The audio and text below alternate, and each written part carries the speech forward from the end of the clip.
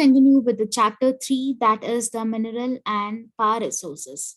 So let's start with the uses of mineral, where the minerals are being used. They have been used in many industries since they are usually hard. Therefore, it's very good for making a jewelry.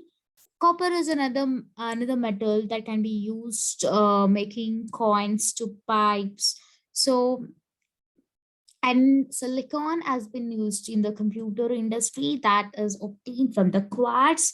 And bauxite, this is the ore of the aluminium, and this can be used in the automobiles and the planes, airplanes and bottling industry, buildings and kitchen cookware. So conservation of minerals, just like trees, water, we have to conserve the mineral also, because they are non-renewable resource, which means they are it takes a thousands of years to get, and human span is like 60, 70 years. This thousands is like very long way. That is the reason we call it non-renewable resource. And the reason is because of the population a lot, and at the rate at which we are consuming these minerals, their reproduction is not having a similar rate. It is very necessary to reduce the wastage in the process of mining or any other activity. So one of the good way to reduce wastage is recycling of the metals. And the next topic is a power resource.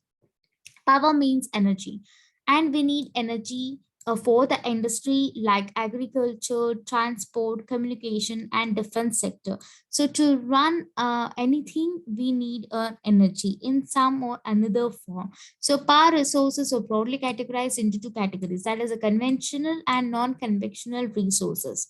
Conventional means a traditional old way, and non-conventional means the modern and new way.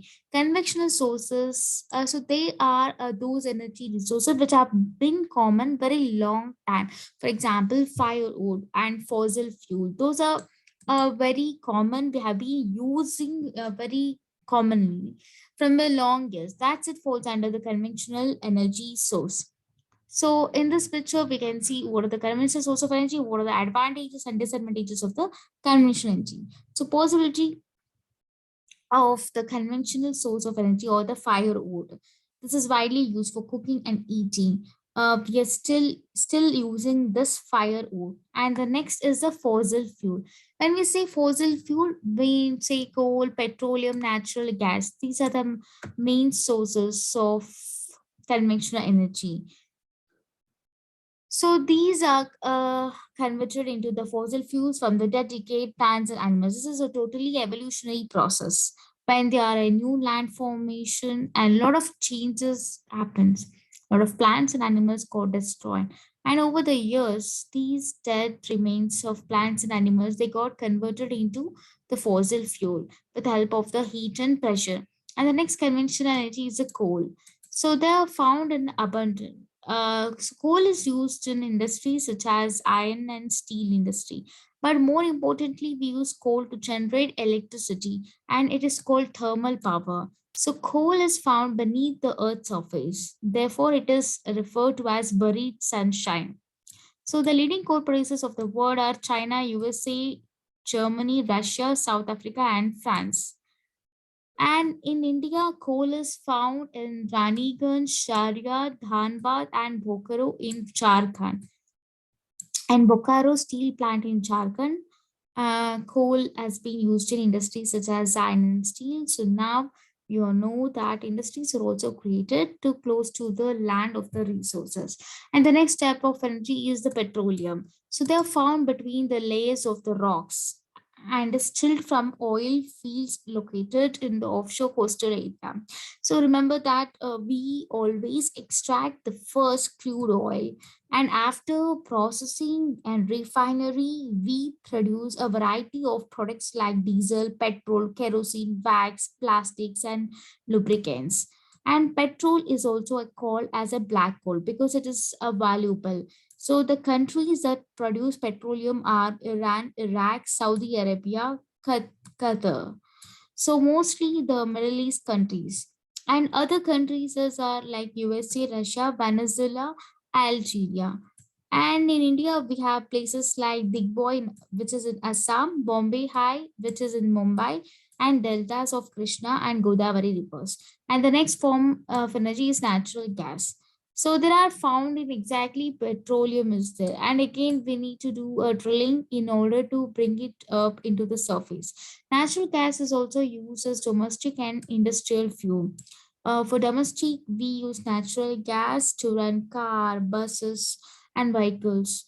Because it is the cleanest form of energy, we don't have much emission, carbon emission through natural gas. Some of the major producers of natural gas are Russia, Norway, Netherlands, UK, and these are the major producers of the natural gas.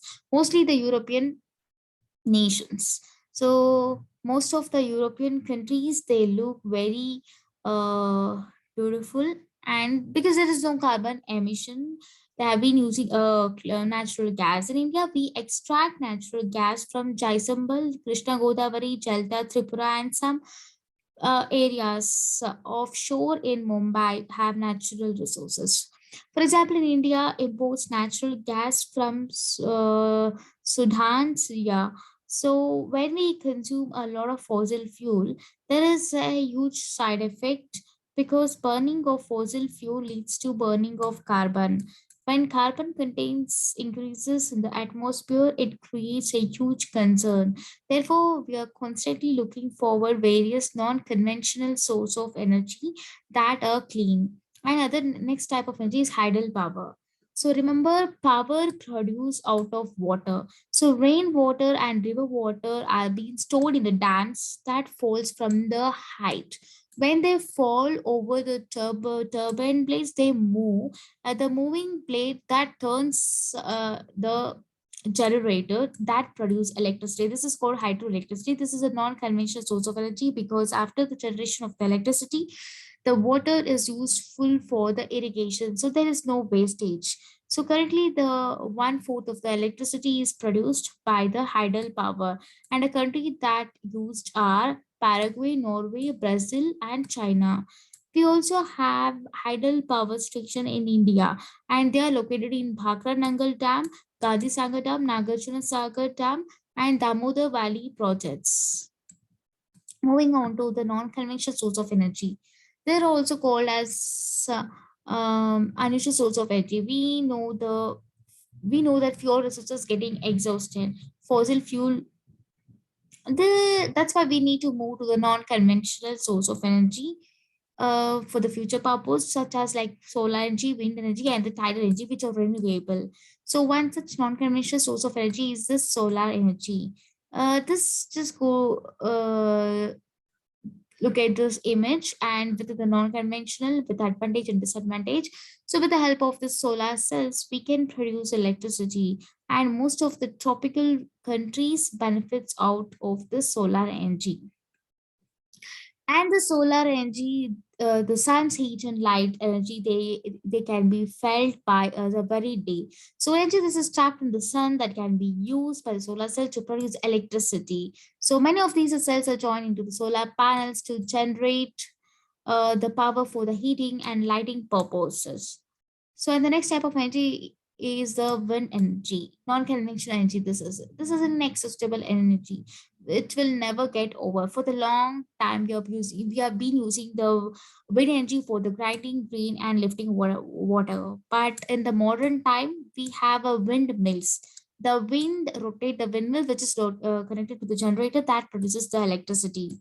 So, an ideal location for putting this wind mill is at the mountain place in the coastal region, because this is a place where the strongly and steady wind found the wind blow. This is found in the UK, USA, Spain, and Denmark. Mm. And the next type of energy is the nuclear power. Nuclear power is obtained from the and from energy stored in the nuclear of atom of the natural occurring radioactive. This power is extracted from the nuclear atoms, especially elements like uranium and thorium. So we need a nuclear reactor for that. In that, we need to do a nuclear fission. The meaning of nuclear fission is blasting the atoms so that it produces the power.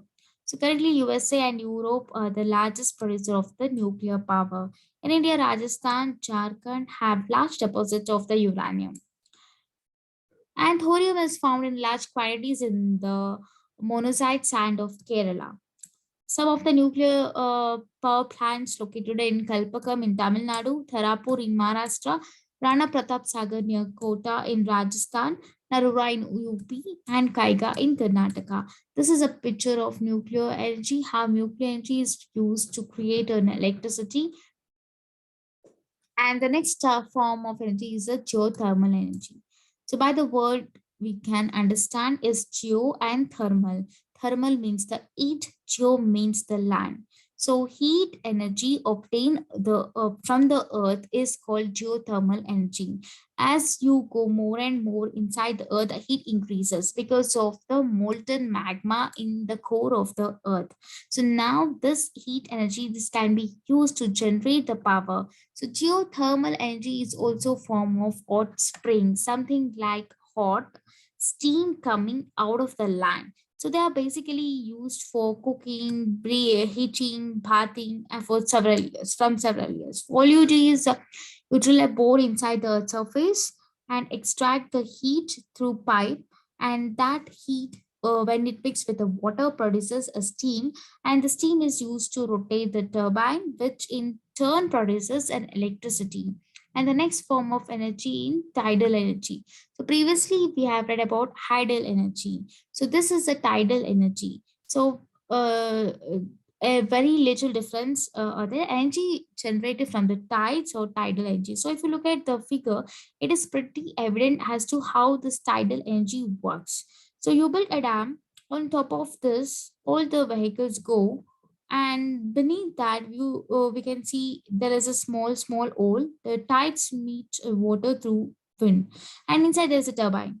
So with the help of the force generated by the tides, these turbine will get moved. When this turbine will get moved, and that produces an electricity. And in tidal energy, we store the water and made it to fall from a very height.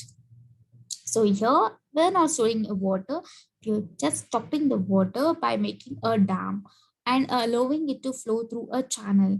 So this is the difference between tidal and the tidal.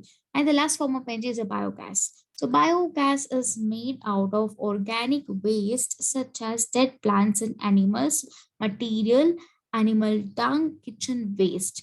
So with the help of a bacteria, we decompose or the waste. So biogas is a excellent fuel that can be used for cooking and lighting, and that produces a very huge amount of organic manure every year. So energy is everywhere, but we can see that harnessing this energy is both difficult as well as costly. So each one of us, we have to make a difference by not wasting our energy. So energy is saved, is energy generated. Yeah, that's all about the chapter.